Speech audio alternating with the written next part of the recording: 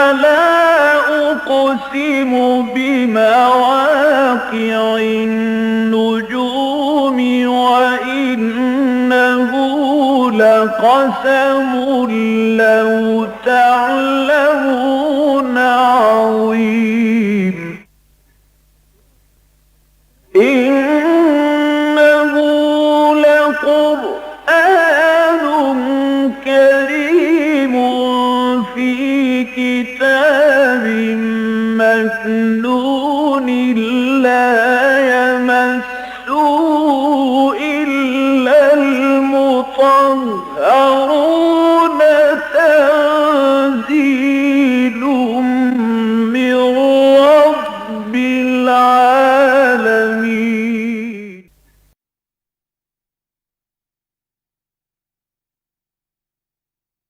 نحمده ونصلي على رسوله الكريم اما بعد فقد قال الله تبارك وتعالى كما ورد في سورة النساء اعوذ بالله من الشيطان الرجيم بسم الله الرحمن الرحيم من يشفع شفاعة حسنة يكن له نصيب منها ومن يشفع شفاعة سيئة يكن له كفل منها وكان الله على كل شيء مقيتا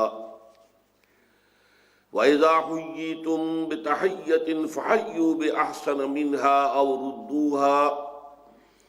إن الله كان على كل شيء حسيبا الله لا إله إلا هو ليجمعنكم إلى يوم القيامة لا ريب فيه ومن أصدق من الله حديثا فما لكم في المنافقين فئتين والله أركسهم فما لكم في المنافقين فئتين والله أركسهم بما كسبوا أتريدون أن تهدوا من أضل الله ومن يضلل الله فلن تجد له سبيلا ودوا لو تكفرون كما كفروا فتكونون سواء فلا تتخذوا منهم أولياء حتى يهاجروا في سبيل الله فإن تولوا فخذوهم واقتلوهم حيث وجدتموهم ولا تتخذوا منهم من وليا ولا نصيرا إلا الذين يصلون إلى قوم بينكم وبينهم ميثاق أو جاءوكم حسرت صدورهم أن يقاتلوكم أو يقاتلوا قومهم ولو شاء الله لسلطهم عليكم فلقاتلوكم فإن اعتزلوكم فلم يقاتلوكم وألقوا إليكم السلم فما جعل الله لكم عليهم سبيلا ستجدون آخرين يريدون أن يأمنوكم ويأمنوا قومهم كلما ردوا إلى الفتنة أركسوا فيها فإن لم يعتزلوكم ويلقوا إليكم السلم ويكفوا أيديهم فخذوهم واقتلوهم حيث ثقفتموهم وَأُولَئِكَ جَعَلْنَا لَكُمْ عَلَيْهِمْ سُلْطَانًا مُبِينًا صدق اللہ العظیم رب اشرح لي صدری ويسر لي أمری واحلل عقدۃ من لسانی یفقہوا قولی اللہم ربنا الہمنا رشدنا واعذنا من شرور انفسنا اللہم ارنا الحق حقا وارزقنا اتباعہ وارنا الباطل باطلا وارزقنا اجتنابہ اللہم طہر قلوبنا من النفاق واعمالنا من الرياء والسنتنا من الكذب واعیننا من الخیانہ فإنك تعلم خائنة الأعین وما تخفی الصدور آمین یا رب العالمین۔ سورہ نساء کی جو پہلی 3 آیتیں ہیں ان میں سے جو میں نے ابھی تلاوت کی ہیں ان کا تعلق ایک طرف تو عام معاشرتی آداب سے بھی ہے۔ اگر نگاہوں کو ان کے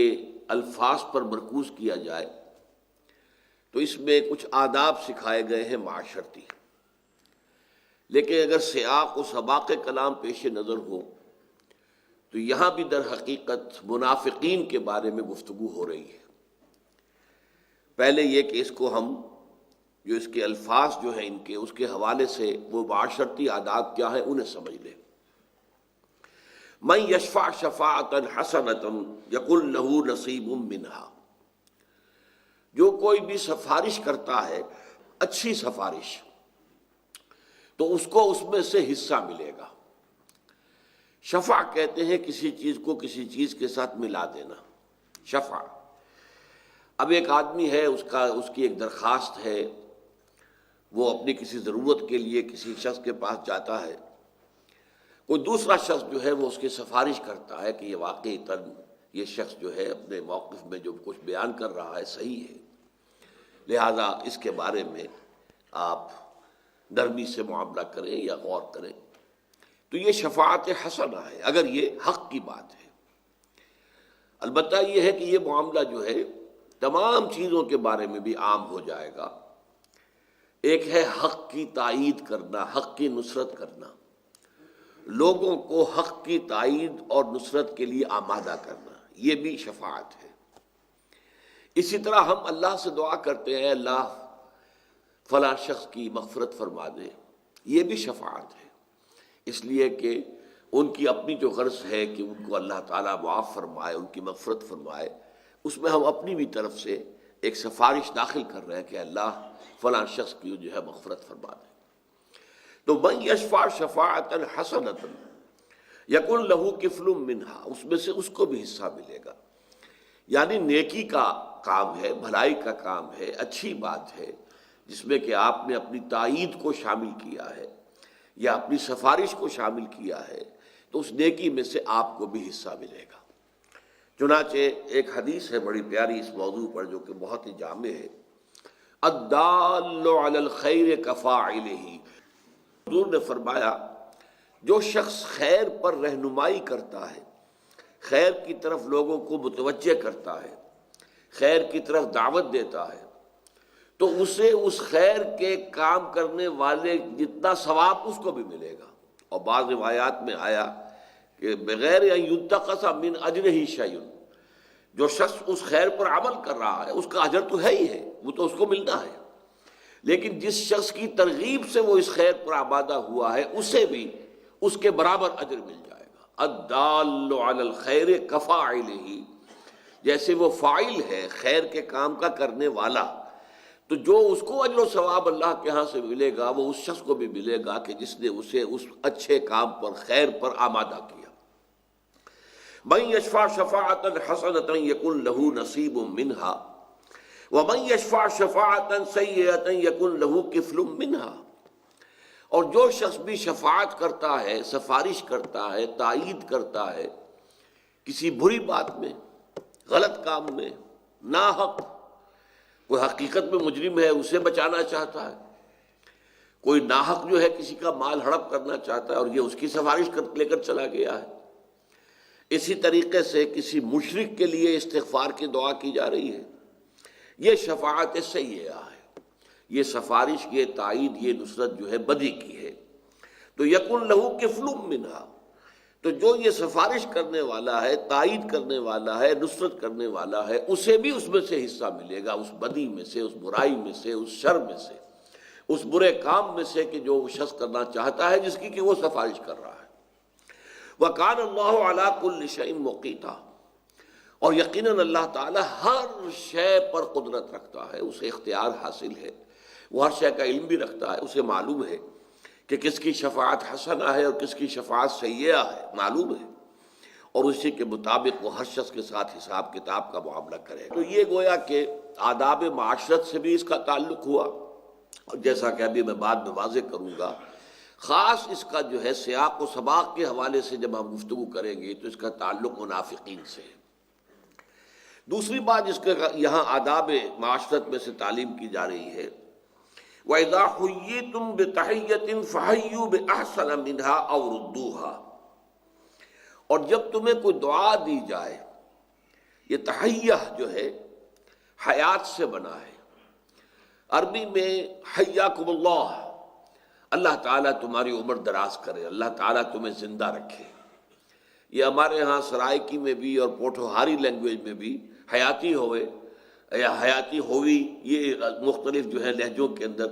تو یہ بالکل وہ عربی جو ہے ان کا پرانا معاملہ، چونکہ اس علاقے میں عربی تہذیب کے اثرات ہیں۔ محمد بن قاسم رحمۃ اللہ علیہ چونکہ انہی علاقوں تک آئے تھے تو یہاں پر کچھ عرب پھر آباد بھی ہوئے، اس پہلو سے یہاں وہ عربی تہذیب کے کچھ نہ کچھ آثار موجود ہیں۔ تو یہ جو ہے اذا حییتم، یہ اصل میں ہر دعا کے لیے ہو جائے گا، حیاکم اللہ کے ساتھ خاص نہیں رہے گا۔ جب تمہیں کوئی دعا دی جائے، اور اب جو ہے اسلامی معاشرے کے اندر جب آپ ملتے ہیں ایک دوسرے سے، جو گریٹنگ ہے، جو ایک دوسرے کے لیے دعا ہے، وہ السلام علیکم ہے، آپ کے لیے سلامتی ہو، اللہ تعالیٰ آپ کو سلامتی عطا فرمائے۔ تو فَإِذَا حُيِّيتُم بِتَحِيَّةٍ، تمہیں کوئی دعا دی جائے، فَحَيُّوا بِأَحْسَنَ مِنْهَا، تو اب تم بھی جواب دو، دعا دو اس سے بہتر، اس سے بڑھ کر، اور ردوہا، یا کم سے کم اسے لوٹا تو دو۔ اب اس پر عمل اس طور سے ہوگا ہمارے معاشرے میں کہ آپ کو کوئی شخص کہتا ہے السلام علیکم، تو اب یہ کمتر تو یہ ہے کہ وعلیکم السلام جو ہم کہہ کر فارغ ہو جاتے ہیں اکثر و بیشتر، یہ کمتر درجہ ہے۔ اس سے برتر درجہ یہ ہے کہ آپ اضافہ کریں، والسلام علیکم ورحمۃ اللہ وبرکاتہ، یا کم سے کم والسلام علیکم ورحمۃ اللہ، تو اب آپ نے اضافہ کر دیا۔ اس شخص نے کہا تھا السلام علیکم، آپ نے جو اس کا جواب دیا ہے اس میں اضافہ کیا، تو فرمایا فحیوا بأحسن منہا، اس سے بہتر دعا تم دو، اور ردوہا، یا کم سے کم اسے لوٹا دو۔ ان اللہ کان علی کل شیء حسیبا، یقیناً اللہ تعالیٰ چیز کا حساب لینے والا ہے، کس شخص نے کیا کیا ہے، کس نے جواب دیا ہے برابر کا، کس نے جواب دیا زیادہ، یہ چیزیں بھی اللہ کے ہاں حساب کتاب میں درج ہو رہی ہیں، اور ان چیزوں کا بھی اجر و ثواب جو ہے وہ تمہیں ملے گا۔ اللہ لا الہ الا ہو، اللہ وہ الہ ہے، وہ معبود ہے جس کے سوا کوئی الہ نہیں، وہی معبود واحد ہے، وہی معبود برحق ہے۔ لَيَجْمَعَنَّكُمْ إِلَىٰ يَوْمِ الْقِيَامَةِ لَا رَيْبَ فِيهِ، وہ لازماً تمہیں جمع کرے گا قیامت کے دن کے لیے۔ لیکن یہاں الہ ہے، یا تو ہم یہ کہیں گے کہ یہاں الہ لام کے لیے آ رہا ہے، لیوم القیامہ، قیامت کے دن کے لیے تمہیں جمع کرے گا۔ بعض لوگوں نے اس کو مفہوم لیا ہے کہ تمہیں کشا کشا لے جائے گا قیامت کے دن کی طرف،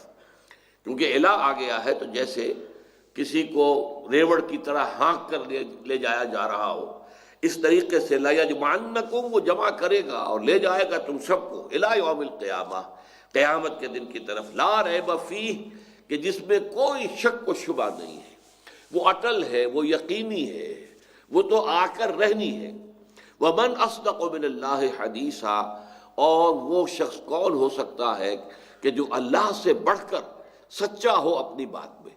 من اصدق من اللہ حدیثا، کون اپنی باتوں میں، اپنے وعدوں میں، اپنی وعیدوں میں اللہ سے بڑھ کر سچا ہو سکتا ہے۔ تو یہ تین آیات جو ہے میں نے عرض کیا کہ ان میں اصل میں ایک رخ جو ہے وہ عام معاشرتی آداب کی طرف ہے، لیکن دوسرا رخ اس کا جس موضوع کی طرف ہے اس کے لیے میں پہلے چاہوں گا کہ آپ سورہ انفال کی ایک آیت کا مطالعہ کر لیں، تبھی یہ بات پورے طریقے سے واضح ہو سکے گی۔ دیکھیے، اگرچہ مصحف کی ترتیب میں یہ سورہ انفال جو ہے وہ 9ویں اور 10ویں پارے میں آ رہی ہے، لیکن جو زمانہ نزول ہے اس کی ترتیب کے اعتبار سے یہ سورہ نساء سے بہت پہلے ہے، لیکن سورہ انفال نازل ہوئی ہے غزوہ بدر کے فوراً بعد۔ غزوہ بدر سن 2 میں ہو رہا ہے، سن 2 ہجری میں، اس کے فوراً بعد یہ سورہ انفال جو ہے، بلکہ اس کو تو کہا جا سکتا ہے کہ وہ ایک چیپٹر ہے جو غزوہ بدر سے متعلق ہے۔ اس میں ایک قانون آ چکا تھا، بیان کیا جا چکا تھا، اصل میں اب اس کا جو اطلاق ہو رہا ہے، یوں سمجھیے کہ تقریباً 3-4 سال کے بعد اس مسئلے نے جتنی گمبھیرتا اختیار کر لی ہے، کتنا وہ پروفاؤنڈ ہو گیا ہے، وہ ہم سورہ نساء کی آیت سے سمجھیں گے۔ سورہ انفال کی آیت یہ ہے، ان الذین آمنوا وہاجروا وجاہدوا باموالہم وانفسہم فی سبیل اللہ والذین آووا ونصروا اولئک بعضهم اولیاء بعض، یقیناً جو لوگ ایمان لائے اور جنہوں نے ہجرت کی اور جہاد کیا اللہ کی راہ میں اپنی جانوں اور مالوں کے ساتھ، والذین آووا ونصروا، اور وہ کہ جنہوں نے انہیں پناہ دی اور ان کی نصرت کی، اولئک بعضهم اولیاء بعض، یہ یقیناً ایک دوسرے کے ولی ہیں، ایک دوسرے کے حمایتی ہیں، ایک دوسرے کے مددگار ہیں، ایک دوسرے کے دوست ہیں، غمخوار ہیں۔ یعنی اس وقت جو ہے یہ مسلم معاشرہ دو حصوں میں منقسم کیا گیا، ایک مہاجرین جو مکے سے آئے تھے اور ایک انصار جو مدینے میں پہلے سے مقیم تھے۔ لہذا مہاجرین کے لیے تو آیا ان الذین آمنوا وہاجروا وجاہدوا باموالہم وانفسہم فی سبیل اللہ، اور یہ بات نوٹ کر لیجئے، اس سے پہلے بار بار آ چکی ہے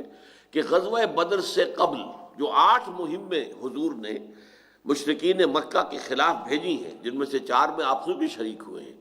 تو 4 سرایا اور 4 غزوات، ان میں کسی انصاری کو شریک نہیں کیا گیا، وہ پیورلی مہاجر فینومینن تھا۔ گویا کہ مہاجرین نے تو مدینے آ کر 6 مہینے کے بعد ہی جہاد فی سبیل اللہ کے اندر حصہ لینا شروع کر دیا تھا، جبکہ یہ بات جو ہے انصار کے اوپر ابھی لازم نہیں کی گئی تھی۔ لہذا اس وقت تک ان دونوں کو علیحدہ رکھا گیا کہ ایک رتبہ ہے جو برتر ہے، جو اعلیٰ ہے، وہ تو ہے ان کا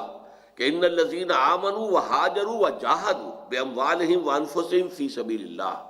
یقیناً جو لوگ ایمان لائے اور جنہوں نے پھر ہجرت کی ہے اور پھر جہاد کیا اللہ کی راہ میں اپنے مالوں کے ساتھ، اپنی جانوں کے ساتھ، والذین آووا ونصروا، اور وہ لوگ جنہوں نے پناہ دی، جگہ دی، اپنے ہاں ایکوموڈیٹ کیا، اپنے گھر تقسیم کر دیے، اپنے دکانیں تقسیم کر دی، اپنے جو ہے بھائی چارے کا اور مواخات باہمی کی وہ مثال قائم کی کہ دنیا کی پوری تاریخ اس کی نظیر پیش نہیں کر سکتی۔ آووا ونصروا، اور مدد کی ان کی۔ اولئک بعضهم اولیاء بعض، یہ رشتہ ولایت باہمی ہے، ایک دوسرے کے ہمدرد و غمخوار بھی ہیں، ایک دوسرے کے حمایتی اور مددگار اور ناصر بھی ہیں۔ یہ ایک بہت ہی یوں سمجھیے کہ ایک بڑا پروفاؤنڈ رشتہ ہے ولایت باہمی جس کو کہا جاتا ہے۔ اب آ رہی ہے اصل بات جس کے لیے یہ آیت میں آپ کو سنا رہا ہوں، والذین آمنوا ولم یہاجروا ما لکم من ولایتہم من شیء حتی یہاجروا، اور جو لوگ ایمان لائے لیکن انہوں نے ہجرت نہیں کی، کیونکہ اب ہجرت فرض تھی۔ میں پہلے بتا چکا ہوں آپ کو کہ ایک ہجرت حبشہ ہوئی تھی سن 5-6 نبوی میں، یعنی آغاز وحی کے 5 سال بعد، 6 سال بعد، وہ والنٹری تھی، اس کا کوئی حکم نہیں تھا کہ سب مسلمان ہجرت کر جائیں حبشہ، بلکہ وہ ایک رعایت دی گئی تھی کہ جن لوگوں سے یہاں کی پرسیکیوشن اور یہاں کا ٹارچر اور یہاں کی تکالیف برداشت نہیں ہو پا رہی ہیں، ان کے لیے رعایت ہے، وہ چاہیں تو مکے کو چھوڑ کر اور حبشہ کی طرف ہجرت کر جائیں۔ لیکن مدینہ کی ہجرت جو ہے یہ فرض تھی، کیونکہ اب تو وہ اگلا مرحلہ آنے والا تھا کہ کفر کے خلاف، اور بلکہ جنہیں کہا ہے سورہ توبہ میں ائمۃ الکفر، جو کفر کے امام تھے قریش، جو ان کے لیڈر تھے، اب ان کے خلاف اقدام ہونا ہے، اور ظاہر بات ہے کہ ان کے خلاف اقدام ہونا ہے تو جتنے بھی اہل ایمان ہیں، چاہے وہ مکے میں ہے، چاہے وہ اور دوسرے قبیلوں میں ہے، کوئی شخص جو ہے کسی قبیلے کے اندر ایمان لے آیا ہے، ابھی اپنے قبیلے کے اندر ہی رہتا ہے، کوئی شخص کسی اور علاقے کا ہے ایمان لے آیا ہے لیکن ابھی تک وہ اپنے علاقے کے اندر مقیم تھا، اب ان سب کے لیے ہجرت فرض کر دی گئی تاکہ جتنی بھی اویلیبل طاقت ہے، جتنی بھی اویلیبل نفری موجود ہے اہل ایمان کی، وہ اس مرکز پر جمع ہو جائے، تاکہ اب جو اقدام کرنا ہے مکہ کے خلاف اور قریش مکہ کے خلاف وہ پوری قوت کے ساتھ کیا جا سکے۔ لہذا ہجرت مدینہ جو ہے وہ والنٹری نہیں تھی بلکہ فرض تھی۔ جنہوں نے وہ ہجرت نہیں کی، والذین آمنوا ولم یہاجروا ما لکم من ولایتہم من شیء، تمہارا ان کے ساتھ کوئی دوستی کا، کوئی ہمدردی کا، کوئی مدد کا، کوئی نصرت کا، کوئی تائید کا رشتہ نہیں ہے۔ وہ سارے رشتے انہوں نے ہجرت نہ کر کے، وہ سارے رشتے جو ہو سکتے تھے ان کے ساتھ ایمان کی بنیاد پر، وہ سب انہوں نے منقطع کر دیے، جبکہ انہوں نے یا تو اپنی جائیداد کو ترجیح دی ہے، یا اپنے اس قبیلے کو ترجیح دی ہے، قبائلی عصبیت ان کے راستے کے اندر آڑے آ گئی ہے اور انہوں نے ہجرت نہیں کی ہے، یا جو بھی اپنے رشتہ دار ہے، کنبہ ہے، قبیلہ ہے، وہ اگر کفر کے اوپر اڑے ہوئے ہیں تو ان کے ساتھ جو دوستیاں ہیں، رشتہ داریاں ہیں، وہ آڑے آ رہی ہیں، وہ انہیں ہجرت نہیں کرنے دے رہی۔ تو ان میں سے کوئی بھی فیکٹر ہے تو گویا کہ انہوں نے ثابت کر دیا ہے کہ وہ ایمان میں صادق نہیں ہے، سچے نہیں ہیں۔ اسی کو سورہ نساء میں پھر کہا گیا نفاق، کہ اب یہ نفاق کی شکل ہے۔ اگر یہ اب بھی کہتے ہیں کہ ہم مسلمان ہیں ہم اہل ایمان ہیں اور مکے میں مقیم ہیں اور یہاں ہجرت کر کے آنے کو تیار نہیں ہیں، اپنے اپنے مشرق قبائل کے اندر جو ہے وہیں پر رہائش پذیر ہیں، ہجرت کر کے مدینے آنے کے لیے تیار نہیں ہیں، تو یہ در حقیقت ثبوت دے چکے ہیں اس بات کا کہ وہ منافق ہیں۔ تو فرمایا والذین آمنوا ولم یہاجروا ما لکم من ولایتہم من شیء حتی یہاجروا، جب تک وہ ہجرت نہ کریں تمہارا ان کے ساتھ کوئی دوستی کا، حمایت کا، نصرت کا، مدد کا کوئی تعلق نہیں۔ وَإِنِ اسْتَنصَرُوكُمْ فِي الدِّينِ فَعَلَيْكُمُ النَّصْرُ إِلَّا عَلَىٰ قَوْمٍ بَيْنَكُمْ وَبَيْنَهُم مِّيثَاقٌ، لیکن اگر وہ تم سے مدد طلب کریں، فرض کیجئے انہیں جکڑ دیا گیا ہے، انہیں مجبور کر دیا گیا ہے، انہیں ہجرت نہیں کرنے دے رہے ان کے قبیلے کے لوگ یا ان کی بستی کے لوگ، کوئی ان کے اوپر اس طرح کی پابندیاں لگا دی ہیں، اور وہ اب تم سے مدد طلب کرتے ہیں کہ ہمیں آ کر یہاں سے کسی طریقے سے ان جکڑ بندیوں سے نجات دلواؤ تاکہ ہم بھی ہجرت کر سکیں۔ فَإِنِ اسْتَنصَرُوكُمْ فِي الدِّينِ، اگر وہ اس دین کے معاملے میں تم سے مدد طلب کریں، فَعَلَيْكُمُ النَّصْرُ، تو تم پر واجب ہے ان کی مدد کرنا، کیونکہ اگر کوئی خارجی، ایک تو ہے داخلی اسباب، اپنے قبیلے کی محبت، اپنی بستی کی محبت، جہاں آباء و اجداد دفن ہے، یا اپنی جائیداد کی محبت، اپنے رشتہ داروں کی محبت، یہ تو داخلی عناصر ہے۔ اگر تو یہ بات ہے تو پھر تو ظاہر بات ہے کہ وہ جو ہے خود اپنے فیصلے کے تحت ہجرت نہیں کر رہے، لیکن اگر کوئی مجبوری ان کے قبیلوں کی طرف سے ان کے اوپر عائد کر دی گئی ہے اور اس معاملے میں وہ تم سے مددگار ہو، وَإِنِ اسْتَنصَرُوكُمْ فِي الدِّينِ فَعَلَيْكُمُ النَّصْرُ إِلَّا عَلَىٰ قَوْمٍ بَيْنَكُمْ وَبَيْنَهُم مِّيثَاقٌ، ہاں یہ مدد تم اس قبیلے کے خلاف نہیں کر سکتے جس کے تمہارے درمیان معاہدہ ہو۔ اب یہ تھرڈ ڈائمنشن ہے، اس کو نوٹ کر لیجئے، چونکہ قبائلی معاشرہ تھا، اب ایک قبیلے کے ساتھ آپ کا ایک معاہدہ ہو گیا ہے، صلح کا معاہدہ ہو گیا ہے، اسی قبیلے کے کچھ لوگ یا کوئی ایک شخص جو ہے وہ مدد کر کے لیے طالب ہے کہ ہم مسلمانوں میری مدد کرو تاکہ میں یہاں سے نکل سکوں، تو ان کے خلاف آپ مدد نہیں کر سکتے، اپنے اس قبیلے کے خلاف کہ جس کے ساتھ آپ کا معاہدہ ہے۔ اسی کے معاہدہ جو ہے اس کی سینکٹیٹی وہ اس کی برقرار رہے گی اور اسے توڑنے کی اجازت نہیں ہے۔ واللہ بما تعملون بصیر، اور جو کچھ تم کر رہے ہو اللہ اسے دیکھ رہا ہے۔ اب یہ پورا پس منظر، اب یہ سن 2 کی بات ہے، اب یہاں بات آ رہی ہے فَمَا لَكُمْ فِي الْمُنَافِقِينَ فِئَتَيْنِ وَاللَّهُ أَرْكَسَهُمْ بِمَا كَسَبُوا، اے مسلمانوں تمہیں کیا ہو گیا ہے؟ منافقین کے بارے میں تم 2 گروہوں میں منقسم ہو گئے۔ وَاللَّهُ أَرْكَسَكُمْ بِمَا كَسَبُوا، اللہ نے تو ان کو اوندھا کر دیا، واپس پلٹا دیا ان کے کرتوتوں کے سبب۔ أَتُرِيدُونَ أَن تَهْدُوا مَنْ أَضَلَّ اللَّهُ، کیا تم چاہتے ہو کہ تم ہدایت دے دیں ان کو کہ جن کی ضلالت اور گمراہی پر اللہ کی مہر لگ چکی ہے؟ وَمَن يُضْلِلِ اللَّهُ فَلَن تَجِدَ لَهُ سَبِيلًا، اور جو جس کو اللہ گمراہ کر دے، یعنی جس کی گمراہی پر اللہ کی مہر ثبت ہو جائے، اس کے لیے تم کوئی راستہ نہ پاؤ گے۔ معلوم ہوا یہ مسئلہ اب یہاں چل رہا ہے منافقین کے عنوان کے تحت۔ میں نے کہا تھا کہ آیت نمبر 60 سے آیت نمبر 126 تک، چاہے بظاہر آیت جو ہے اپنے ظاہری الفاظ سے ایک مختلف موضوع پر نظر آ رہی ہے، لیکن اس کا رشتہ تعلق جو ہے، اور اسی کو میں نے بارہا واضح کیا ہے کہ قرآن مجید کی ترتیب کے اندر ایک تو ہے ہر آیت وہ ایک موتی ہے اپنی جگہ پر، علم کا، حکمت کا، ہدایت کا موتی ہے، لیکن انہیں ان موتیوں کو پرو دیا گیا ہے، جیسے ہار میں آپ موتی پروتے ہیں۔ اب ظاہر بات ہے کہ یہاں پر اس پروئے جانے سے کس موتی کے بعد کون سا آ رہا ہے، اس کے بعد کون سا آ رہا ہے، تو اس ربط اور تعلق سے ایک اور ڈائمنشن، تو ایک اور یوں سمجھیے کہ ایک حاصل ہوتی ہے انسان کو رہنمائی کے لیے اور حکمت و ہدایت کے اخذ کرنے کے لیے ایک بعد ثانی حاصل ہو جاتا ہے۔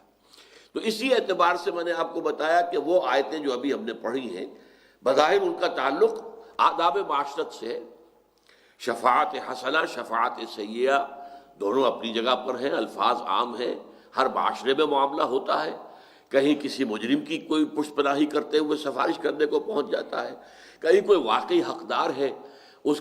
کی سفارش کے لیے آدمی پہنچتا ہے، تو شفاعت سیئہ ہے تو انسان کو اس کے گناہ میں سے حصہ مل جائے گا، اور شفاعت حسنہ ہے تو اس کی نیکی میں سے، اس کے اجر میں سے حصہ مل جائے گا۔ اسی طرح معاشرے کے اندر کوئی تمہیں سلام کرتا ہے، السلام علیکم، تو پھر یہ کہ تم آگے بڑھ کر اس سے زیادہ کا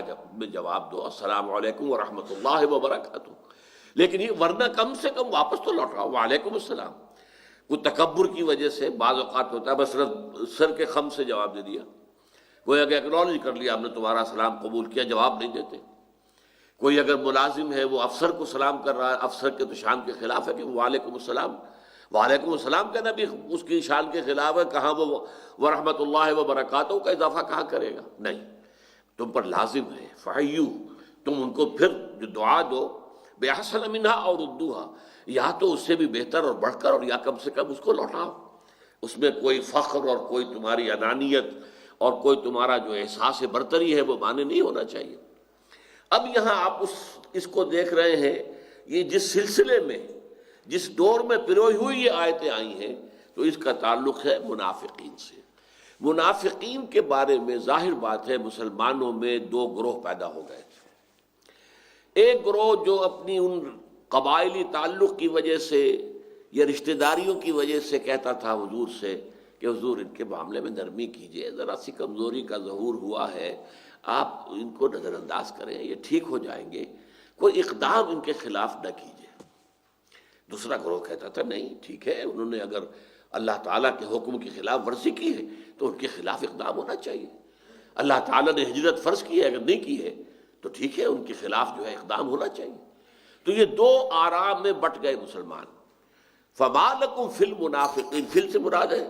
کہ ان منافقین کے بارے میں جنہوں نے ہجرت نہیں کی، اسی لیے میں نے وہ آیت سورہ انفال کی پہلے آپ کو سنا دی ہے کہ یہاں منافقین جو میں نے شروع میں یہ آیت نمبر 60 سے جب شروع ہوا تھا یہ مضمون تو میں نے عرض کیا تھا کہ یہاں نفاق کا آ رہا ہے 3 عنوانات سے۔ پہلا عنوان کیا تھا کہ ان پر رسول کی اطاعت بہت بھاری ہے، یہ کہتے ہیں قرآن تو ٹھیک ہے اللہ کی طرف سے ہم مانتے ہیں، لیکن یہ جو ہے اپنی منمانی کرتے ہیں معاذ اللہ، اور یہ کچھ زیادہ ہی ایمبیشس ہو گئے ہیں، انہوں نے زیادہ ایڈونچرز انداز اختیار کر لیا ہے، قریش کے خلاف جو ہے وہ شروع کر دی ہے ریشہ دوانی، جس سے ظاہر بات ہے قریش جو ہے پھر حملہ آور ہوں گے۔ تو یہ چیزیں اچھی نہیں ہے، یہ ان کے اپنے فیصلے ہیں، ابھی قرآن میں تو اس کا حکم آیا ہی نہیں، یہاں سے بات شروع ہوئی تھی۔ تو اور اطاعت جو ہے اپنے مقدمات وغیرہ بھی حضور کی عدالت میں نہیں لانا چاہتے تھے۔ اگر آپ سمجھتے ہیں کہ میرے معاملے میں کمی ہے، خرابی ہے، حق جو ہے دوسری شخص کے پاس ہے، تو وہ سمجھتے تھے کہ حضور کے پاس میں جاؤں گا وہ تو دودھ کا دودھ اور پانی کا پانی کر دیں گے۔ تو کہتے چلو یہود کے جو بڑے بڑے علماء بیٹھے ہوئے ہیں ہمارے ہاں، وہ بڑی شریعت ان کے پاس ہے، وہاں پہ آپ فیصلہ کرائیں گے۔ تو پہلا موضوع یہ تھا کہ تمہیں فَلَا وَرَبِّكَ لَا يُؤْمِنُونَ حَتَّىٰ يُحَكِّمُوكَ فِي مَا شَجَرَ بَيْنَهُمْ ثُمَّ لَا يَجِدُوا فِي أَنفُسِهِمْ حَرَجًا مِّمَّا قَضَيْتَ وَيُسَلِّمُوا تَسْلِيمًا۔ تو نہیں ہے نبی، آپ کے رب کی قسم، یہ لوگ مومن نہیں ہو سکتے جب تک کہ ہر معاملہ جو ان کے درمیان پیدا ہو اس میں آپ کو حکم تسلیم نہ کرے، اور پھر جو فیصلہ آپ کریں اس پر اپنے دل میں بھی کوئی تنگی محسوس نہ کرے اور اس کو قبول کریں، سر تسلیم خم کر دیں، جیسے کہ سر تسلیم خم کرنے کا حق ہے۔ یعنی دل میں بھی تنگی محسوس نہ کریں۔ اگر دل میں تنگی محسوس کرتے ہیں تو چاہے آپ کا فیصلہ مان لیا، قبول کر لیا، لیکن یہ مومن نہیں ہے۔ یہ معاملہ حضور کے سوا اور کسی کے ساتھ نہیں ہے۔ حضرت ابو بکر کے کسی فیصلے کے بارے میں آپ کے دل میں تنگی ہو سکتی ہے کہ یہ صحیح نہیں کر رہے۔ مثلا حضرت عمر کی رائے جب حضرت ابو بکر نے رد کر دی کہ ان کی رائے یہ تھی کہ یہ مانعین زکوٰۃ جو ہیں، زکوٰۃ کا انکار کرنے والے، ان کے خلاف جو ہے قتال نہ کیا جائے، مصلحت کو دیکھیے، 3 محاذ نہیں کھول دینے چاہیے۔ حضرت ابو بکر نے بات رد کر دی تو ہو سکتا ہے، میں یہ نہیں کہتا کہ لازماً ہوا ہوگا، ہو سکتا ہے کہ دل میں کچھ نہ کچھ تقدر پیدا ہوا ہو کہ میری بات کو کوئی اہمیت نہیں دی حضرت ابو بکر نے۔ تو کسی اور شخص کے ساتھ یہ ہو سکتا ہے، اطاعت تو کرنی پڑے گی، لیکن دل میں اگر یہ احساس ہو کہ بات صحیح نہیں ہوئی تو اس میں کوئی ایمان کی نفی نہیں۔ لیکن حضور کے ساتھ معاملہ یہ ہے، فَلَا وَرَبِّكَ لَا يُؤْمِنُونَ حَتَّىٰ يُحَكِّمُوكَ فِي مَا شَجَرَ بَيْنَهُمْ ثُمَّ لَا يَجِدُوا فِي أَنفُسِهِمْ حَرَجًا مِّمَّا قَضَيْتَ وَيُسَلِّمُوا تَسْلِيمًا۔ اچھا، دوسری بات جو تھی وہ جنگ تھی، وہ بڑی بھاری تھی، لہذا ہم وہ آیات پڑھ چکے ہیں کہ ان کے لیے جو ہے یہ اگر جنگ میں نہیں جاتے ہیں تو یقیناً پھر ان کے ایمان کی نفی ہے۔ اب تیسری بات یہ ہجرت کی تھی جس کا کہ آج شروع ہو رہا ہے ان آیات کے ساتھ تذکرہ۔ فَمَا لَكُمْ فِي الْمُنَافِقِينَ فِئَتَيْنِ، کیا ہو گیا تم ان منافقین کے معاملے میں، وہ منافقین جو اس بنا پر منافق قرار پائے ہیں کہ انہوں نے ہجرت نہیں کی، فِئَتَيْنِ، تم 2 گروہوں میں بٹ گئے، وَاللَّهُ أَرْكَسَهُمْ بِمَا كَسَبُوا، اور اللہ نے تو انہیں اوندھا کر دیا، لوٹا دیا۔ وہ ایمان کی طرف آئے تو تھے لیکن اللہ نے تو انہیں پلٹا دیا ہے کفر کی طرف، بِمَا كَسَبُوا، بسبب ان کے کرتوت کے۔ انہوں نے جب ہجرت نہیں کی انہوں نے جو اپنے قبائلی رشتوں کو مقدم رکھا، انہوں نے جب اپنے دنیاوی مصلحتوں کو زیادہ مقدم رکھا، جنہوں نے اپنی جائیداد کی محبت کو زیادہ جو ہے مقدم رکھا، تو وہ تو گویا کہ وہ ارتکاب کر چکے، جو انہوں نے کمائی کی تھی اس کے سبب ان کو اللہ نے لوٹا دیا ہے۔ یہاں سورہ توبہ کی وہ آیت یاد کر لی جو بارہا آئی ہے ہمارے ہاں، کہ قل، اے نبی ان سے کہہ دیجئے، آیت نمبر 24 ہے سورہ توبہ کی، ان کان آباؤکم و ابناؤکم و اخوانکم و ازواجکم و عشیرتکم و اموال اقترفتموها و تجارت تخشون کسادها و مساکن ترضونها احب الیکم من اللہ و رسولہ و جہاد فی سبیلہ فتربصوا حتی یاتی اللہ بامرہ واللہ لا یہدی القوم الفاسقین۔ اے نبی ان سے کہہ دیجئے، اے مسلمانوں، ایمان کے دعوے داروں، اگر تمہیں اپنے باپ اور بیٹے اور بھائی اور اپنے شوہر یا مردوں کے لیے بیویاں اور اپنے کنب قبیلے کے لوگ اور وہ مال جو تم نے بڑی محنت سے کما کر جمع کیا ہے اور وہ کاروبار جو تم نے بڑی محنت اور مشقت سے جمایا ہے اور اس کے اب کساد کا تمہیں اندیشہ ہے، اور وہ محل جو تم نے تعمیر کیا، حویلیاں جو بنائی ہیں، جو بہت عمدہ تم نے اپنے لیے مکانات بنائے ہیں اور سجائے ہیں، اگر یہ 8 چیزیں زیادہ محبوب ہیں اللہ سے، اس کے رسول سے اور اس کی راہ میں جہاد کرنے سے، تو جاؤ، دفع ہو جاؤ، بیٹھو ادھر، انتظار کرو یہاں تک کہ اللہ اپنا آخری فیصلہ سنا دے۔ اور اللہ ایسے فاسقوں کو ہدایت نہیں دیتا۔ تو گویا کہ انہوں نے ترجیح دی ہے ان 8 میں سے کسی چیز کو، اللہ کی محبت پر، اللہ کے رسول کی محبت پر، اللہ کے دین کی محبت پر، اللہ کی راہ میں جہاد کرنے کی محبت پر، ان 8 چیزوں میں سے کسی کو ترجیح دی ہے، تو اپنے اس فعل کی بنیاد پر اللہ انہیں لوٹا چکا ہے، وہ کفر کے اندر جا چکے ہیں، لیکن کفر معنوی، وہ کفر جو ہے قانونی نہیں ہے۔ واللہ ارکسہم بما کسبوا اتريدون ان تهدوا من اضل اللہ، کیا تمہارا خیال ہے، یعنی یہ جو کہہ رہے ہیں کہ نہیں حضور ذرا اس طرح نہ کیجئے، اگر میرا اپنے ان رشتہ داروں سے تعلق ہے، کوئی شخص مہاجر ہے، مکے سے مدینے میں آ گیا ہے، رشتہ دار وہاں ہیں، لیکن رشتہ داروں کی محبت جو ہے اس کے بنا پر اب یہ شفاعت کر رہے ہیں۔ شفاعت یہاں پر اس معنی میں سمجھ لیجئے، ان مہاجرین کی شفاعت کر رہا ہے وہ گروہ جو یہ کہہ رہا ہے کہ ان کے خلاف اقدام نہ ہو یا ان کے معاملے میں نرمی کی جائے، ان کے بارے میں اتنا سخت ورڈکٹ کہ ما لکم من ولایتہم من شیء حتی یہاجروا، تمہارا کوئی تعلق جو ہے محبت کا، حمایت کا اور نصرت کا اور تائید کا ان کے ساتھ اب قائم نہیں ہے جب تک کہ وہ ہجرت نہ کرے۔ اتنی سختی بات نہیں کرنی چاہیے۔ میں اپنے ان اگر رشتہ داروں سے تعلق رکھ رہا ہوں، دیکھیے میں کوشش کر رہا ہوں، انشاءاللہ ان کے دل بھی آمادہ ہو جائیں گے اور وہ آ جائیں گے، ہجرت کر لیں گے۔ اتریدون ان تهدوا من اضل اللہ، سوچو تم چاہتے ہو کہ ہدایت دے دو اس کو جس کو اللہ تعالیٰ گمراہ کر چکا، یعنی جس کی گمراہی پر اللہ کی ثبت جو ہے مہر ثبت ہو گئی۔ وَمَن يُضْلِلِ اللَّهُ فَلَن تَجِدَ لَهُ سَبِيلًا، اور جو بھی جس کو بھی اللہ تعالیٰ گمراہ کر دے یا گمراہ قرار دے دے یا جس کی گمراہی پر اپنی مہر تصدیق ثبت کر دے، پھر تم نہیں پاؤ گے اس کے لیے کوئی راستہ، وہاں سے نجات کی کوئی شکل اب نہیں ہے۔ وَدُّوا لَوْ تَكْفُرُونَ كَمَا كَفَرُوا،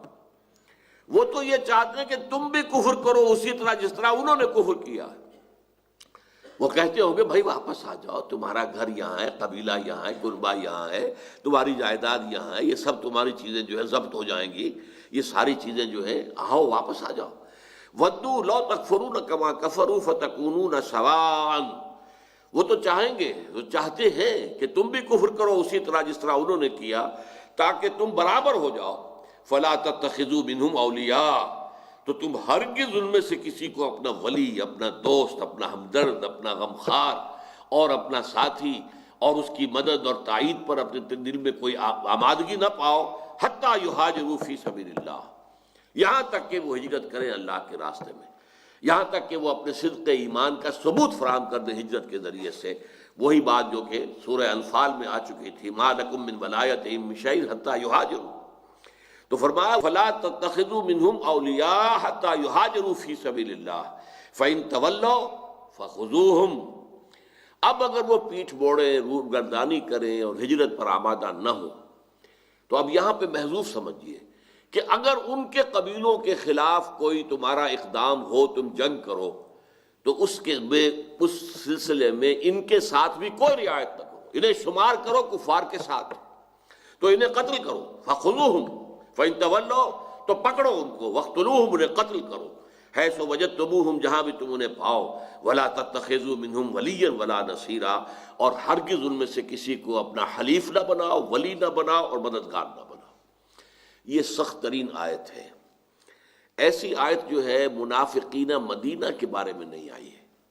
وہ منافق جو مدینہ کے اندر تھے، لیکن یہ منافق جو اس بنا پر منافق اور کافر قرار دیے گئے کہ انہوں نے ہجرت نہیں کی، اس کی استطاعت رکھتے ہوئے، آگے آ جائے گا کہ اس تمام معاملے میں وہ لوگ مستثنیٰ ہیں جو بہت بوڑھے ہیں، سفر کی ان کے اندر قوت نہیں ہے، یا خواتین ہیں جو ان کے ساتھ جانے والا کوئی نہیں ہے، انہیں راستہ جو ہے دکھانے والا کوئی نہیں ہے، تو وہ تو ہو جائیں گے اس سے مستثنیٰ۔ لیکن جو شخص قدرت رکھتا ہو، استطاعت رکھتا ہو ہجرت کی، پھر ہجرت نہ کرے، تو وہ گویا کہ معنوی طور پر اب وہ کافروں کے درجے میں ہے، اب وہ مسلمان نہیں ہے، اس کے ایمان کی صداقت کا اب ہمارے پاس کوئی جو ہے وہ شواہد موجود نہیں ہے، لہذا وہ اپنے کافر قبیلوں کے ساتھ ہی شمار کیے جائیں گے، اور ان کے ساتھ جو معاملہ ہوگا وہ وہی ہوگا جو ان کے کافر اور مشرک قبیلوں کے ساتھ ہوگا۔ الا الذین یصلون الی قوم بینکم وبینہم میثاق، اب یہاں بھی استثناء وہی ہے جو سورہ انفال کی آیت میں نے آپ کو دکھایا، سوائے ان کے کہ جن کا تعلق ہو ایک ایسی قوم سے، ایک ایسے قبیلے سے جن کے اور تمہارے درمیان کوئی قول و قرار ہے، میثاق ہے، معاہدہ ہے۔ اب اگر وہ ان قبیلوں سے تعلق رکھتے ہیں تو ظاہر بات ہے کہ ان کے خلاف کوئی اقدام تم نہیں کرو گے، وہ اپنے ان قبیلوں کے ساتھ ہی ہیں، ان کے ساتھ معاہدہ ہے تو ان کے ساتھ بھی معاہدہ ہے، اور اگر ان قبیلہ جو ہے وہ مشرکین کا وہ کافر ہے، دشمن ہے، اسلام کے خلاف ہے، تو وہ بھی شمار کیے جائیں گے اپنی قوم کے ساتھ ہی۔ یہ اور میں نے جیسا کہ عرض کیا نا کہ پس منظر میں جب تک آپ یہ پیش نظر نہ رکھیں کہ ایک تو یہ کہ قبائلی علاقہ ہے اور وہ قبائلی تعلقات وہاں فیصلہ کن تھے، دوسری طرف یہ ہے کہ یہ ہجرت ہے، اصل میں عام طور پر اس سے بالکل واقف نہیں ہے کہ ہجرت نہ کرنا اس کی طاقت رکھنے کے باوجود یہ بھی نفاق کی ایک اہم علامت قرار دیا گیا ہے، اور ان لوگوں کو کھلے الفاظ میں یہاں پر منافق قرار دیا جا رہا ہے۔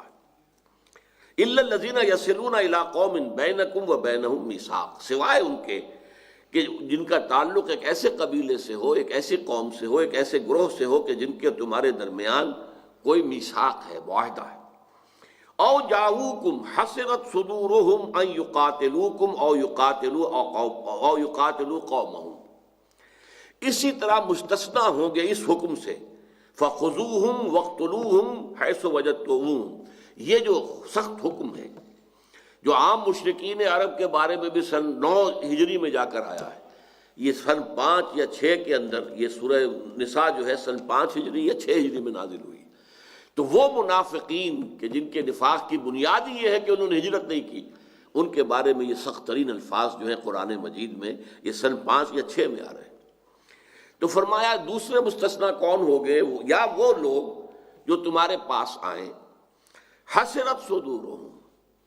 ان کے سینے عاجز آ گئے ہیں، یعنی وہ بزدلی کی وجہ سے، کمزوری کی وجہ سے، اپنے قوت ارادی کے ضعف کے باعث وہ ان یقاتلوکم، نہ تو اس پوزیشن میں ہے کہ تمہارے ساتھ جنگ کریں، اپنے قبیلے کے ساتھ مل کر تمہارے خلاف جنگ کریں، او یقاتلوا قومہم، اور ان میں اتنا بھی دم نہیں ہے، اتنا دم خم بھی نہیں ہے، اتنی ہمت بھی نہیں ہے کہ اپنی قوم کے برعکس کھڑے ہو جائیں اور اپنے مسلمانوں تمہارے ساتھ مل کر اپنی قوم کے خلاف جنگ کریں۔ یہ دونوں صورتیں ان کے لیے ممکن نہیں ہیں۔ وہ آئے اور آ کر انہوں نے کہا کہ ہمارے لیے اس معاملے میں نرمی کیجیے، اور ہم جو ہے نہ تو اپنی قوم کے خلاف لڑ سکتے ہیں آپ کا ساتھ دیتے ہوئے، اور نہ آپ کا ساتھ دے سکتے ہیں اپنی قوم کے خلاف، اور نہ آپ کے خلاف ہم اقدام کریں گے اپنی قوم کے ساتھ مل کر۔ تو فرمایا وَلَوْ شَاءَ اللَّهُ لَسَلَّطَهُمْ عَلَيْكُمْ، یہ جو مستثنیٰ کیے گئے ہیں یہ کس وجہ سے؟ اگر اللہ چاہتا تو انہیں بھی تمہارے اوپر جری کر دیتا، دلیر کر دیتا، مسلط کر دیتا، وہ بھی اپنی قوم کے ساتھ مل کر آ کر تم سے جنگ کرتے، یہ بھی تو ہو سکتا تھا۔ اب اگر انہوں نے نیوٹرل رہنے کا فیصلہ کیا ہے تو تم بھی ان کے ساتھ نرمی برتو، فَلَا قَاتَلُوكُمْ، تو پھر وہ تمہارے ساتھ جنگ کرتے اپنے قبیلے کے ساتھ مل کر۔ اب اگر انہوں نے کہا ہے کہ ہم نہ آپ کے ساتھ مل کر قبیلے کے خلاف لڑیں گے، نہ قبیلے کے ساتھ مل کر آپ کے خلاف جنگ کریں گے، تو انہیں بھی مستثنیٰ کر دو، علیحدہ رکھ دو۔ فَإِنِ اعْتَزَلُوكُمْ، تو اگر وہ تم سے دور رہتے ہیں، یعنی تمہارے خلاف میدان جنگ میں نہیں آتے، اپنے قبیلے کے ساتھ آ کر نہیں جنگ کرتے تمہارے خلاف، فلم یقاتلوکم، اور نہیں قتال کرتے تمہارے خلاف، وَأَلْقَوْا إِلَيْكُمُ السَّلَامَ، اور وہ تمہاری طرف پیش کر رہے ہیں سلامتی۔ السلام علیکم کہنا بھی ایک طرح کی سلامتی پیش کرنا ہے، اور یہ اصل میں اس بات کی علامت ہوتی تھی کہ میں مسلمان ہوں، میں تمہیں سلام کر رہا ہوں، السلام علیکم۔ اور سلامہ کو اگر ہم لفظی معنی میں لیں یعنی امن، کہ وہ پیش کر رہے ہیں امن، کہ ہم نہیں جنگ کریں گے آپ کے خلاف اپنے قبیلے کے ساتھ مل کر۔ تو اب انہوں نے اگر اتنا بھی کر دیا ہے تو ظاہر بات ہے کہ جنگ کا جو صورتحال ہے اس میں یہ چیز بھی ہمارے لیے گویا کہ ایک بالواسطہ مدد ہو گئی کہ وہ اپنی قوم کے ساتھ شریک ہو کر ہمارے خلاف جنگ نہیں کر رہے۔ فَإِنْ اعْتَزَلُوكُمْ، پھر اگر وہ تم سے الگ رہے، یعنی تمہیں چھوڑے رکھے اور تمہارے ساتھ جنگ نہ کرے، وَأَلْقَوْا إِلَيْكُمُ السَّلَامَ، اور تمہارے سامنے اسلام پیش کریں یا سلامتی پیش کریں، فَمَا جَعَلَ اللَّهُ لَكُمْ عَلَيْهِمْ سَبِيلًا، تو ان لوگوں کے خلاف اللہ تعالیٰ نے تم لوگوں کو کوئی راستہ یا کوئی اجازت عطا نہیں کی ہے کہ تم انہیں قتل کرو۔ اس لیے کہ ایک اور مسئلہ یہ بھی تھا اس وقت کے پس منظر میں کہ جس کو آپ کافر قرار دے دیں اسے قتل کر کے اس کا سارا مال، اس کی ساری ملکیت آپ کی ہو گئی، مال غنیمت ہو گیا۔ تو بسا اوقات ایسا ہوتا تھا کہ مسلمانوں کے دل میں یہ خواہش رہتی تھی کرو قتل ان کو، اور ان کا سارا مال جو ہتھیا وہ تو مال غنیمت ہمیں مل جائے گا۔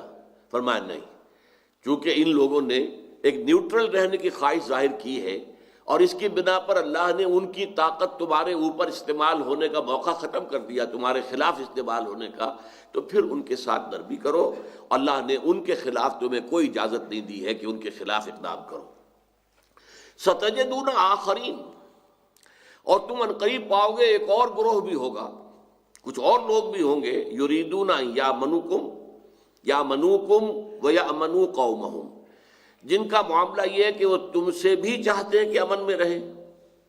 مسلمان بھی ہمارے خلاف اقدام نہ کریں، ویامنوا قومہم،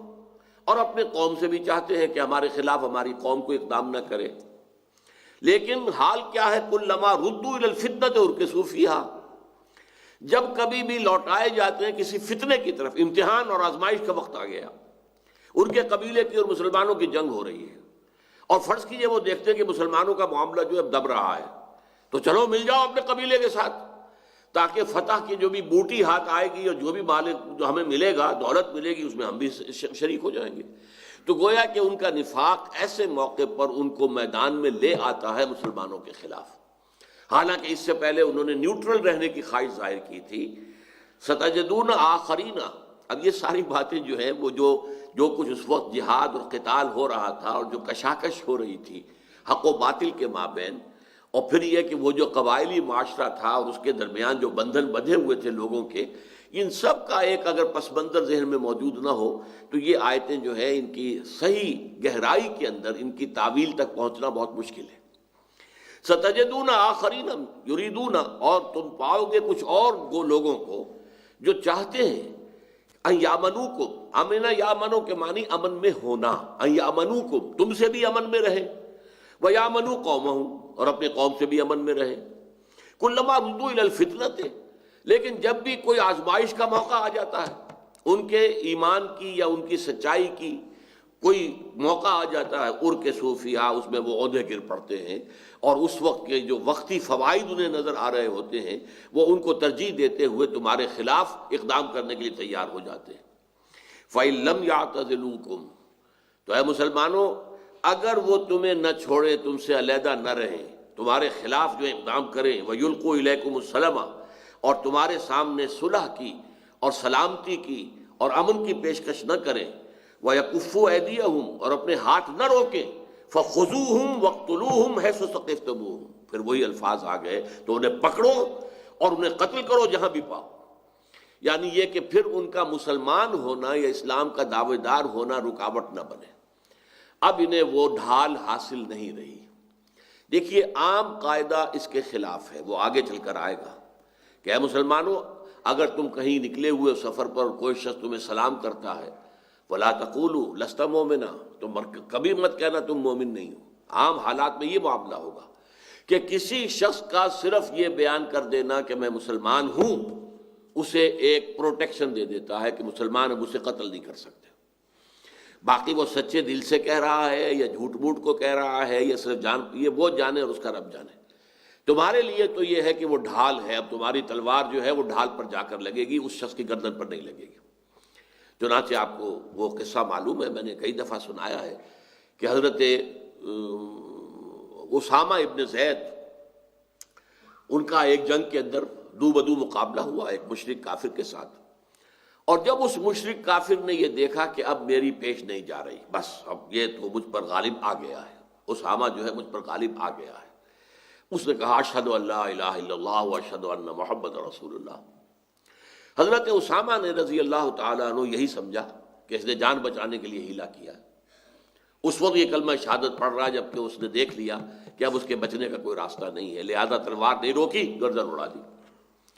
لیکن اب یہ مجھے یقین کے ساتھ نہیں ہے مستحضر کہ آیا یہ بات حضور کو کسی اور نے پہنچائی یا خود حضرت اسامہ نے اپنے دل کے اندر کسی خلش کو پا کر حضور سے تذکرہ کیا. تو حضور نے سخت اظہار ناراضگی فرمایا، اے اسامہ تم نے کلمہ شہادت کے ہوتے ہوئے تلوار چلا دی. اس نے کہا حضور اس نے صرف جان بچانے کے لیے یہ کلمہ پڑھا تھا. آپ نے یہ نہیں کہا کہ نہیں ایسا نہیں ہے، تردید نہیں کی ان کے قول کی، لیکن یہ کہ آپ نے فرمایا اللہ شققت قلبہ، کیا تم نے اس کا دل چیر کر دیکھ لیا تھا کہ اس کے اندر ایمان نہیں ہے؟ تمہیں کیا معلوم ایمان ہے یا نہیں ہے؟ اس نے جھوٹ موٹ پڑھا ہے، جان بچانے کے لیے پڑھا، تمہیں یقین کے ساتھ تو نہیں کہہ سکتے. یہ تو اس کے اپنے دل کی بات ہے، اس کی نیت کی بات ہے جو اللہ جانتا ہے. اور یہاں تک کہا کہ اے اسامہ کیا کرو گے قیامت کے دن جب یہ کلمہ شہادت تمہارے خلاف استغاثہ لے کر آئے گا کہ اللہ میرے ہوتے ہوئے اسامہ کی تلوار چلی. تو یہ ہے عام قانون. لیکن یہاں جن کے بارے میں گفتگو ہو رہی ہے وہ جو اسلام کے مدعی تھے، ایمان کے مدعی تھے، اور پھر انہوں نے ہجرت نہیں کی، گویا کہ ثابت کر دیا کہ ان کی پرائیورٹیز جو ہیں اس کے اندر قوم، قبیلہ، جائیداد، مال، محبت، یہ سب چیزیں مقدم ہیں. اللہ کے حکم، اللہ کے رسول کے حکم، اللہ کی راہ میں جہاد کرنے سے یہ چیزیں مقدم ہیں. تو وہ ثابت کر چکے کہ وہ اسلام میں کھڑے نہیں ہیں، ایمان کے حامل نہیں ہیں، لہذا ان کے خلاف اقدام کی جو ہے یہاں پر کھلی اجازت دی جا رہی ہے. تو پہلے تو فرمایا گیا عام کہ جو لوگ بھی ایسے ہیں انہیں تم جو بھی ہے پکڑو اور ان کے خلاف اقدام کرو اور انہیں قتل کرو. پھر دو استثناءات دے دی گئی. ایک تو وہ ہے کہ جو لوگ تمہارے ساتھ جن قبیلوں کا کوئی معاہدہ ہے اور اس قبیلے سے تعلق رکھتے ہوں تو وہ مستثنیٰ ہوں گے. نمبر دو وہ لوگ کہ جو آئیں اور وہ یہ ان کی طبیعت جو ہے اس سے عاجز آ گئی ہو، وہ بزدلی کی وجہ سے اس سے گھبراتے ہوں کہ وہ تمہارے خلاف ہو کر اپنے قبیلوں کے ساتھ ہو کر جنگ کریں یا تمہارے ساتھ ہو کر اپنے قبیلوں کے خلاف جنگ کریں، تو وہ چاہتے ہیں کہ ہمیں بس امان دے دی جائے. تو اجازت دے دی کہ ٹھیک ہے ایسے لوگوں کے لیے اجازت ہے اور تم ان کے خلاف اقدام نہیں کرو گے. لیکن انہی میں ایسے لوگ بھی ہو سکتے ہیں جو ثابت کر دیں کہ ان کا یہ عہد و پیمان جو انہوں نے کیا تھا نیوٹرل رہنے کا، اس میں بھی وہ سچے نہیں تھے، بلکہ یہ کہ جیسے ہی کوئی موقع آیا اور اس میں انہیں اپنے کچھ مفادات جو ہے پورے ہوتے ہوئے نظر آئے تو وہ فتنے کے اندر گر پڑے. تو فرمایا ایسے لوگوں کو جہاں بھی ہو پکڑو، خذوہم واقتلوہم حیث ثقفتموہم واولئک جعلنا لکم علیہم سلطانا مبینا. اور ایسے یہ لوگ وہ ہیں کہ جن کو اوپر ہم نے تمہیں اے مسلمانوں ایک سند اور ایک اختیار دیا ہے واضح، یعنی ان کا اسلام کا دعویٰ تمہاری تلوار کو نہیں روکے گا، چاہے وہ دعویٰ اسلام کا کر رہے ہو، چاہے وہ کلمہ شہادت کی آڑ لے رہے ہوں، چاہے وہ اپنے اسلام کے دعوے کو ڈھال کے طور پر استعمال کر رہے ہوں. لیکن یہ ہے کہ اللہ تعالیٰ نے ان کے لیے اللہ تعالیٰ ان کے خلاف اللہ نے تمہیں حجت دے دی ہے کہ تم اپنی تلوار استعمال کر سکتے ہو. اب اس کے بعد آ رہا ہے معاملہ، یہ جو معاشرہ تھا جس میں اس طرح کا خلط ملط ہو رہا تھا معاملہ کہ وہ قبیلہ کافر ہے، اس میں کچھ مسلمان بھی ہیں، اب قبیلے کے ساتھ جنگ ہو رہی ہے، ان کا معاملہ کیا ہوگا. اس طرح کے خلط ملط معاملے کے اندر اس بات کا اندیشہ تھا کہ مسلمانوں کے ہاتھوں کوئی صادق الایمان مسلمان بھی قتل نہ ہو جائے، اس لیے کہ افراتفری ہوتی ہے اس کے اندر عین وقت کے اوپر تو بہت بہت مشکل ہو جاتا ہے کہ کیا سچویشن ہے. لہذا کسی مسلمان کے قتل کرنے کی جو دو صورتیں ہو سکتی ہیں اب ان کی بحث ہو رہی ہے. وما كان لمؤمن ان يقتل مؤمنا الا خطأ، کسی صاحب ایمان کے لیے روا نہیں ہے کہ وہ کسی مومن کو قتل کرے سوائے اس کے کہ قتل خطا ہو، اسے غلطی لگی ہو، مغالطہ ہو گیا ہو، یا جیسے وہ آپ شکار کرنے گئے تھے اور آپ نے تو اصل میں ہرن کو نشانہ بنایا تھا، لگ گیا جا کر کسی انسان کو، گولی لگ گئی اس کو، تو قتل خطا تو ہو سکتا ہے، ورنہ کسی مومن کے یہ شایان شان نہیں ہے، کسی مومن کے لیے یہ روا نہیں ہے، یہ اس کے لیے ممکن ہی نہیں ہے، اس کے ایمان کے تقاضے کے منافی ہے کہ وہ کسی مومن کو قتل کرے، مگر خطا، قتل خطا ہو سکتی ہے۔ قتل عمد اور قتل خطا یہ اصطلاحات تو ہمارے معاشرے کے اندر بھی اور ہمارے قانون میں بھی یہ بالکل یعنی علیحدہ علیحدہ ہیں، قتل خطا اور قتل عمد۔ ومن قتل مومنا خطأ، جو کوئی شخص بھی کسی مومن کو قتل کر دے گا خطا کے ساتھ، غلطی سے، بغیر عمد، بغیر ارادے کے، مومنا خطأ، اب اس کے کیا، فتحریر رقبۃ مؤمنۃ، تو اب اس کے لیے سزا کیا گیا، کفارہ کیا ہے؟ ایک مومن گردن کا چھڑانا، ایک غلام، مومن غلام، مسلمان غلام، اس کو چھڑا دینا، اس کو آزاد کر دینا۔ تحریر یہ حریت سے بنا ہے، حر مرد آزاد۔ فتحریر رقبۃ مؤمنۃ، یہ کفارہ ہے کہ اس کے ہاتھوں یہ گناہ ہو گیا، لہذا اس نے ایک مسلمان کی جان لی ہے تو ایک مسلمان غلام کی گردن چھڑا ہے، یہ اس کا کفارہ ہو جائے گا۔ اور اس کے ساتھ ہی دیۃ مسلمۃ الی اہلہ، جو قتل ہو گیا ہے اس کی دیت جو ہے اس کے وارثوں کو پہنچانی لازم ہوگی۔ وہ دیت اس معاشرے میں آپ کو معلوم ہے کہ پھر معین کرتے تھے کچھ لوگ سالس بیٹھ کر، کتنے اونٹ ہوں گے، کیا ہوگا، کتنی چاندی، کتنا سونا، اس کی جو ہے دیت بنے گی، یہ اس کا گویا کہ ایک معاوضہ بن جاتا ہے اس خون کا۔ وَدِيَةٌ مُسَلَّمَةٌ إِلَىٰ أَهْلِهِ، جو سرنڈر کر دیا جائے، وہ مال جو دے دیا جائے، قبضے میں دے دیا جائے اس کے وارثوں کو، الا ان يصدقوا، الا یہ کہ وہ صدقہ کر دیں، معاف کر دیں۔ یہ قتل کے معاملے میں اسلامی قانون جو ہے وہ قتل عمد کے اندر بھی ہے۔ قتل عمد میں کیا ہے؟ اگر مقتول کے ورثہ معاف کرنا چاہے معاف کر سکتے ہیں، لیکن جو ہمارے دستور میں ہے کہ صدر مملکت معاف کر سکتا ہے، یہ بالکل غلط ہے، یہ شریعت کے ساتھ تماشا ہے، بلکہ شریعت کی مخالفت ہے، کھلم کھلا مخالفت۔ ہاں وہ مقتول کے ورثہ معاف کر دیں، اور یہ اس قبائلی علاقے کے اندر انتہائی بہترین اور مؤثر بات تھی کہ قتل در قتل کا سلسلہ جو ہے وہ ختم ہو جائے، وہ آگے بڑھنے نہ پائے۔ انہوں نے میرا آدمی قتل کیا ہے، اب ہم اس کے آدمی کو قتل کر دیں گے، اب اس کا جو مقتول اب یہ ہو گیا ہے، جو قاتل مقتول ہو گیا، اس کے ورثہ ہوں گے، وہ کہ اس کا بدلہ لیں گے۔ یہ سلسلہ قتل در قتل ہمارے ہاں، ہمارے اپنے علاقوں میں، جہاں قبائلی، ابھی خاص طور پر سندھ کے علاقے میں اور یہ سرائے کی علاقہ جو ہے پنجاب کا، اس کے اندر بھی یہ صورت ہے، قتل در قتل، قتل در قتل ہوتا رہتا ہے۔ اس سے جو ہے گویا کہ زخم کے اوپر مرہم رکھا گیا کہ اس قاتل کو معلوم تھا کہ میری جان اب یہ مقتول جسے میں نے قتل کیا اس کے وارثوں کے ہاتھ میں ہے، وہ چاہے مجھے قتل کر دیں، اگر وہ کہیں گے کہ ہمیں کوئی نہیں چاہیے دیت وغیرہ، اس کو قتل کیا جائے، پھانسی چڑھایا جائے، تو حکومت کو چڑھانا پڑے گا اسے، اور اگر وہ معاف کر دیں یا وہ کہہ دیں کہ ٹھیک ہے اتنا مال ہمیں مل جائے تو ہم اسے معاف کر دیں گے، تو یہ شکلیں ایسی ہیں کہ جو قتل عمد کے ضمن میں بھی اسلام کے اندر موجود ہیں۔ لیکن یہاں جو بات ہو رہی ہے وہ قتل خطا ہے۔ وَمَا كَانَ لِمُؤْمِنٍ أَن يَقْتُلَ مُؤْمِنًا إِلَّا خَطَأً وَمَنْ قَتَلَ مُؤْمِنًا خَطَأً فَتَحْرِيرُ رَقَبَةٍ مُؤْمِنَةٍ وَدِيَةٌ مُسَلَّمَةٌ إِلَىٰ أَهْلِهِ إِلَّا أَن يَصَّدَّقُوا۔ تو دو کام ہوئے، ایک تو کفارہ ہے کہ ایک غلام مسلمان مومن غلام کو آزاد کرے، جان کے بدلے گویا کہ اس کی بھی جان چھڑا دی ہے اس نے، اور نمبر دو یہ کہ وہ دیت ادا کرے، الا یہ کہ جو مقتول کے ورثاء ہیں وہ معاف کر دیں اور صدقہ کر دیں۔ فَإِن كَانَ مِن قَوْمٍ عَدُوٍّ لَكُمْ وَهُوَ مُؤْمِنٌ فَتَحْرِيرُ رَقَبَةٍ مُؤْمِنَةٍ، اور اگر وہ شخص کسی ایسے قبیلے اور قوم سے تھا جو تمہارا دشمن ہے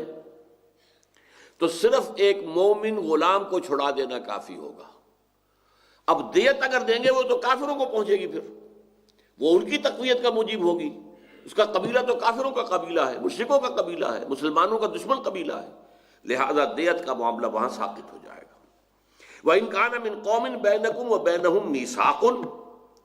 پہلے ہم نے پڑھا فَإِنْ كَانَ مِنْ قَوْمٍ عَدُوٍّ لَكُمْ وَهُوَ مُؤْمِنٌ فَتَحْرِيرُ رَقَبَةٍ مُؤْمِنَةٍ، بس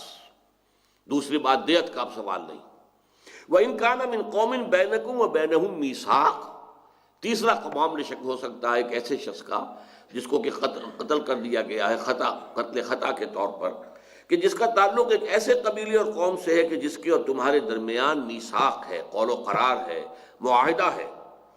فدیۃ مسلمۃ الی اہلہ وتحریر رقبۃ مؤمنہ، تو پھر یہ دونوں چیزیں جو کہ تو برقرار ہو جائیں گی کہ اس کے وارثوں کو دیت بھی دی جائے، سرنڈر کی جائے،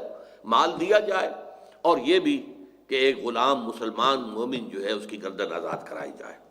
فَمَن لَّمْ يَجِدْ فَصِيَامُ شَهْرَيْنِ مُتَتَابِعَيْنِ تَوْبَةً مِّنَ اللَّهِ وَكَانَ اللَّهُ عَلِيمًا حَكِيمًا، اور اگر کوئی شخص اتنی مقدرت نہ رکھتا ہو، یعنی وہ مسلمان مومن کو غلام کو آزاد بھی کرے، دیت بھی دے، تو دیت تو دینی پڑے گی، وہ تو حق ہے موروث جو وارث ہیں ورثاء ہیں ان کا، لیکن اللہ اپنا حق معاف کر دے گا، اور اس کا کفارہ کیا ہے؟ فَصِيَامُ شَهْرَيْنِ مُتَتَابِعَيْنِ، پھر وہ 2 مہینوں کے پے در پے روزے رکھے۔ یہ قتل خطا جو ہے کسی مومن کی قتل خطا، جس کا کہ معاملہ یہ ہو کہ یا تو وہ اس قوم سے متعلق ہے کہ جس کے ساتھ تمہارا معاہدہ ہے، اور یا وہ واقعتاً کسی بھی یعنی قوم سے آزاد علیحدہ ہے جو ظاہر بات ہے مومن ہے، لیکن یہ کہ اس صورت میں آپ کو اگر آپ غلام جو ہے آزاد کرنے کی استطاعت نہیں رکھتے تو پھر آپ کو اجازت ہے کہ 2 مہینے کے روزے پے در پے رکھے جائیں، توبۃ من اللہ، یہ اللہ تعالیٰ کی طرف سے توبہ کا ایک راستہ ہے جو تمہارے لیے کھول دیا گیا، کفارے کی ایک سبیل ہے جو تمہارے لیے پیدا کر دی گئی۔ وَكَانَ اللَّهُ عَلِيمًا حَكِيمًا، اور یقیناً اللہ ہر چیز کا جاننے والا ہے اور کمال حکمت والا ہے، اس کے ہر حکم میں حکمت ہے، اس کے ہر حکم کے اندر کوئی نہ کوئی ایسی غایت اور ایسا مقصد جو ہے وہ مخفی ہے جو کبھی ہماری سمجھ میں آ بھی جاتا ہے، کبھی نہیں بھی آتا۔